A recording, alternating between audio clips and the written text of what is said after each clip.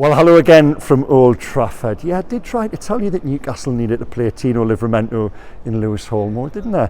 Yeah, I called them cryptocurrency on the eve of this game. Well, tonight, Eddie Howe and Newcastle cashed in. They were absolutely magnificent, the pair of them, during a 3-0 victory. But so were Newcastle to a man. So many individual performances, which we can talk about and we will come on to. And I must admit, I thought as a journalist here tonight, I was set for quite an easy evening. The story was going to be more so about Manchester United. Well, yeah, during the first half, the way it was playing out, my desk suddenly asked me for a 750-word piece on Newcastle. So good were they, and so much was there to talk about. Now, before we go any further, just over my shoulder there, Andy Cole has just made the quarter-final draw, and in tonight's least surprising news, Newcastle have been drawn away to Chelsea. Yes, now we don't know if it's Brazil 1970 who away in the semi-final, or if Manchester City are going to be allowed to re-enter the competition. But yeah, now I'm joking there, but they've got nothing to fear going to Chelsea. You know, that is what Manchester City negotiated now, and Manchester United. And tonight, how deserved it was. Only a second victory here in half a century. And as I've written in my piece in the Daily Mail, please click on the link below. When the team sheet landed before kick-off, we looked at it down there in the press room, and you know, in an alternate universe, Mike Ashley is still owner, Steve Bruce is manager, and that would be Newcastle United's strongest 11. It wasn't. That wasn't even the second string. That was the third string. I looked at it and thought it was almost the squad beyond the squad. Players who sometimes wouldn't even make the match day 18. Paul Dummett, Matt Ritchie, Emil Kraft coming in for his first start in 14 months. But the patchwork quilt of an 11 absolutely smothered Manchester United and were deserved winners by some distance in the end, and they didn't really even have to over-exert themselves. I just thought from the off, of course, they lose Matt Targett within 90 seconds, which is unfortunate. You know, they're already down to the bare bones, and the wicked gods of injury have come back for a little bit of marrow by taking another player there. But in a strange way, I mean this with all respect to Matt Targett, when Miguel Almiron came on, Joelinton goes back into midfield, and from that point on, there was only one winner really. It wasn't as if this wasn't smash and grab. It wasn't even we've just spoken to Eddie downstairs then. He was asked about sort of changing his game plan at what point they were 2-0 up and having to protect what they had, and he said, well no, we didn't really have to. This is Eddie's words, we just had to carry on doing what we were doing, and that was right. And as I say, I was given that lengthy bit to write about Newcastle, but at no point was I ever worried or concerned that I was going to have to change the narrative or the tone of what I was writing. I committed a long way out to that being a good, comfortable Newcastle victory, and so it proved in the end. Now, like I say, to look at some of those performances, and the player I've only just mentioned, Joelinton, who came back into midfield. Now, Casemiro went off at half time. We've just spoken to Eric Ten Hag there. He said Casemiro was injured. Now, when you put the little brackets in the newspaper to determine what the nature of the injury, I think we should just put Joelinton in there. Casemiro brackets Joelinton. He was up against his Brazil teammate, and wow, it was a man against a boy really, and it should be that should be the other way around. Casemiro is the one with close to scores and scores of caps. Joelinton's only got a handful, and given Joelinton as well is someone who the last couple he's come back from injury, he's looked a little bit rusty. I just thought with him at the pivot of that midfield, I thought he really set the tone for the performance, and that actually now has given Eddie something further to think about. We saw a couple of seasons ago Joelinton was moved back into midfield because of Kieran Clark's send-off against Norwich. He stayed there ever since. Well, this again by default, by accident more than design, he went into another new position, that holding role, and I just thought he was tremendous. But he wasn't. I don't think he was Newcastle's best player, and that is because there were so many other wonderful performances. And we've got to look at the two fullbacks now. To revisit what I said on the eve of this game in an article which has been shared and commented on, and touched on it in my pre-match video as well. My motivation for saying and writing what I did was looking at the game on Saturday down at Wolves. 2-2 draw, where I thought Newcastle looked stretched. I thought they looked tired mentally and physically, and I looked at the unused substitutes on the bench. Eddie only made one change that game. Joe Willock came on, and I looked and I saw £70 million worth of young fullback who weren't being used. And I, on the back of that, wrote, what is the point? I come back to the cryptocurrency analogy. Another one is, it's like buying a fur coat in summer. It's insulating yourself against something down the line. It was the succession plan for the two fullbacks. Now, I don't think Newcastle were or are in a position to be that luxurious when I think they've got an immediate need to try and summarise what I was saying. And yeah, I'm doubling down. I think for Newcastle to be able to spend more down the line in next summer and the summer beyond, they need to remain a Champions League club. To that end, I thought the recruitment had to have more of a short-termism about it, in that players, whether they're young, whether they're old, whether they're from abroad, whether they're from the UK, players who can play an impact now. And I just looked at Saturday and the season on a whole, really, and saw 4 signings for whatever reason, different reasons, who hadn't impacted as the club perhaps wanted them to. Well, tonight, and it's the question I've just asked of Eddie downstairs there, Lewis Hall and Tino Livramento have showed they're ready to impact now. Yes, they're young. I wrote in the paper they could be wonderful signings down the line. They may well be England's fullbacks at Euro 2028. Well, bring that forward to World Cup 26. Honestly, tonight, they were fantastic. And it just shows, they're going to Dortmund next week, and in your mind, if you're looking at the squad, you're thinking, well, Hall and Livramento will revert to the shadows again, which is where they've spent the majority of this season, other than in the Carabao Cup.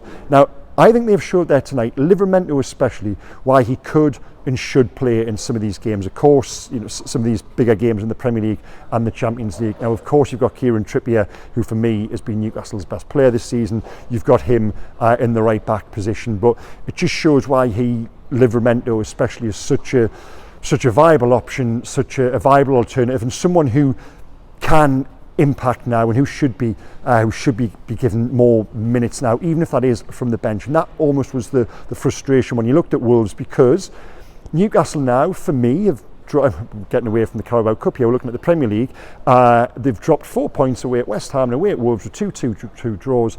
Games where I think they're good enough to win, and they've put themselves in positions in which they should be winning. Anyway, let's go back to what happened here tonight, and some of those scenes over my shoulder there with 7,000 travelling fans, and it was one club who are united against one club who are absolutely broken and disunited. Wow, to think back to that Carabao Cup final 6-7 months ago, Newcastle played Manchester United at just totally the wrong time in their season, in their history, whatever you want to call it, because I just think they're a better team. I've said this before. Shortly after Newcastle got beat by Man United in the Carabao Cup final, I was on Sky and I just said, Man United on very good, and my mentions that night, by the way, I've had some mentions over the last 24 hours, but that night they were quite bad, to say the least, and I just thought, I've always held that belief that Manchester United are very good, and I honestly think they've got the wrong manager. Never been convinced by him from the word go. The point I'm making, to bring it back to Newcastle, which is why, of course, you guys are watching, is that Newcastle, 9 times out of 10, if it just didn't fall on that weekend, at that point in the season, Newcastle would have ended that trophy drought. As it is, they didn't, but they showed tonight why. I was going to say they showed tonight why they're a better team than Manchester United. That, as I've said before, that was the third string who've actually gone there and beaten them as well as they did. Now, how did they beat them? Well, let's just have a little quick look back at the game. Of course, as I said before, Matt Targett goes off, and then Newcastle take the lead, and it's Miguel Almiron. But if ever an assist was worth more than a goal, and Almiron's finish was very good, by the way, if ever an assist was worth more, it's what Tino Livramento does. To take the ball off Hannibal, and then he's got options inside him. He could have found a teammate, but no, he got his head down, he looked forward, and he showed drive, he showed desire, burst away from 2 Manchester United shirts, kept on going, and then at the very end of it, he's got the presence of mind to find that pass, to roll the ball to Almiron, who then slots it away. And I said, to go back to what happened at the start of the game, I do think in a strange way that did benefit Newcastle. They then make it 2, and it's Lewis Hall, the volley, its class, its composure, and a penny for the guys down at Chelsea, of course, when Newcastle go in the next round. That's Livramento and Hall, 2 Chelsea Academy products there, and the volley, it's a sensational finish, and his performance tonight was better. In the last round against Manchester City, he came off at half time, he looked a little bit lost. I still think there's work to do there. I still think Livramento looks like the more rounded of the pair who can go into the first team, but that was evidently Lewis Hall's best involvement for Newcastle by far. They then go into the second half. Manchester United make changes at half time. Not that it makes much of a difference. Newcastle are still the better side. And Joe Willock's goal. And wow, the source of it is Joelinton. Willock seizes the pass, bursts through the middle and tucks it in the bottom corner there. That is 3-0. And from then on, they just see it out with ease and with professionalism, which is going to bring me on to, and this has been difficult. The video is a little bit late because I've been wrestling with the merit marks. Who do I give those Mail Sport merit stars to? Well, 3. I think it's obvious. It was the guy who was pushed forward by his teammates to take the acclaim of the away fans, and that's Tino Livramento. In the last round at Manchester City, he came in and he was man of the match. I thought he was terrific that night. I think he's taken it to a different level there again this evening. It's the timing of the manner in which he tackles. The timing of the challenges he makes. It's absolutely perfect. But he's more than just a tackler. He's a player who, once he's got possession, is able to do something with it and wants to do something with it. As we saw for the assist, he didn't put a foot wrong all night, and whatever they've paid for him, be it 30 million rising to 40 million, it looks a great piece of business. And you might be shouting at the screen now, you weren't saying that yesterday. Well, I wasn't questioning Tino Livramento. If anything, I said he needs to play more. That is the point I was making, and tonight he showed why he should be. He gets the 3 stars. The 2 stars a player I actually haven't mentioned so far.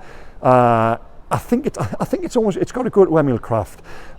It's his first game in 14 months, and this was a toss-up between one of the guys who gets the 1 star. It's his first game in 14 months, and he's come back in there. Newcastle have started with 6 fullbacks in the starting 11, no recognised centre-backs. The back 5 hadn't played in the Premier League, started a game in the Premier League or Champions League between them all season. For Emil Kraft to come back in, given that circumstance around him, and to play the way he did, again, to borrow the phrase I've just used from Livramento, didn't put a foot wrong, was a leader. We got a good view here from the press box. I watched him talked through the game, organised, younger players around him in the both full-back positions. I thought he was tremendous. And again, what a boost and a bonus that is for Eddie Howe to show himself as an option in a position where we probably think Newcastle are potentially light in that centre-back area, especially given the news about Sven Botman. The 1 star, well, I'm going to share this between Joe Willock, 2 of the scorers, Joe Willock and Lewis Hall. Lewis Hall for reasons I've already mentioned.